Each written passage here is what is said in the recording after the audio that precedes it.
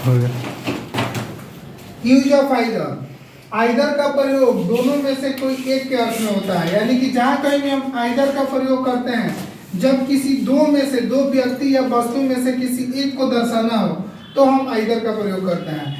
इसका रूल है either plus of plus noun, यानी कि प्लूरल में या फिर प्रोनाउन ऑब्जेक्टिव रूप में प्लस सिंगुलर वर्ब। अब जैसे देखो यहाँ ट्रांसलेशन है either of this two pens is red, यानी कि ये मेरा फार्मूला कह रहा है, रूल कह रहा है यूज ऑफ आइदर, आइदर का प्रयोग हम जब किसी दो में से किसी एक को दर्शाने के लिए करते हैं, चाहे वो व्यक्ति हो या वस्तु हो। तो देखो either of this two pens is red, इन दो कलमों में से एक क्या है जी, लाल है। Either of this three pen is red, ये मेरा जो ट्रांसलेशन है वो गलत हो जाएगा, क्योंकि मेरा रूल कहता है कि सिर्फ दो और दो में से, चाहे वो व्यक्ति हो या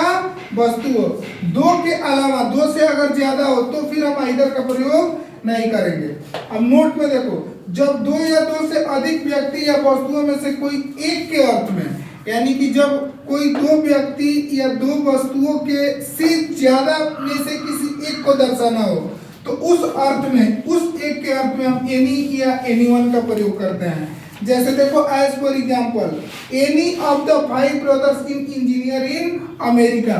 5 भाइयों में से कोई एक अमेरिका में इंजीनियर है। तो एक क्लियर हो गया कि हम आइदर का प्रयोग कहाँ करते हैं, जहां कहीं भी कोई एक के अर्थ में दर्शाना हो, दो में से, दो व्यक्ति या वस्तु में से किसी एक को दर्शाना हो हम आइदर का प्रयोग करेंगे, और दो या दो से अधिक व्यक्ति या वस्तुओं के